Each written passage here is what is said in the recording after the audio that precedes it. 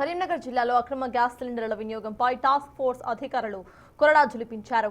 Civil supply అధికారులపై ఇటు కలిసి పలు హోటల్స్ లో ఆకస్మిక తనిఖీలు చేపట్టారు. కమర్షియల్ సిలిండర్స్ కు బదులుగా డొమెస్టిక్ సిలిండర్స్ వాడుతున్నట్లుగా గుర్తించి పెద్ద సంఖ్యలో వాటిని స్వాధీనం చేసుకున్నారు. అయితే జిల్లాలో గ్యాస్ కొరత లేదని, బుక్ చేసిన 25 రోజుల్లోపు సిలిండర్ అందుతుందని జిల్లా అధికారి నర్సింగరావు స్పష్టం చేశారు. నిబంధనలు అతిక్రమిస్తే కఠిన చర్యలు తప్పవని హెచ్చరించారు.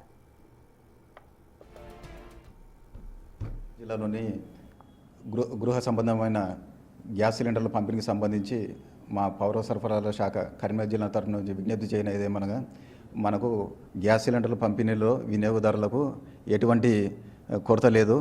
బుకింగ్ పీరియడ్ అనేది ఒక సిలిండర్ కనెక్షన్ ఉన్న వాళ్ళు 20 రోజులకు, 2 సిలిండర్లు ఉన్న వాళ్ళు 30 రోజులకు బుకింగ్ చేసుకోవాలని కోరుచున్నాము. అలాగే బుకింగ్ చేసిన తర్వాత గ్యాస్ కంపెనీల దగ్గర కానీ గ్యాస్ గోదాంల దగ్గరకు పోవద్దని చెప్పి మేము వినియోగదారులు కోరుచున్నాము. సిలిండర్ మీకు సీనియారిటీ ప్రకారం వస్తుంది, ఎటువంటి ఆందోళన చెందని అవసరం లేదు. మీకు సిలిండర్ డెలివరీ టైంలో ఒక ఓటీపీ వస్తుంది. ఓటీపీ నంబరు మీరు డెలివరీ బాయ్ చెప్తే దాన్ని అప్డేట్ చేసుకుంటారు. అది రియల్ కన్జ్యూమర్కు వెళ్తుందా లేదా అని చెప్పి వెరిఫికేషన్ మాత్రమే.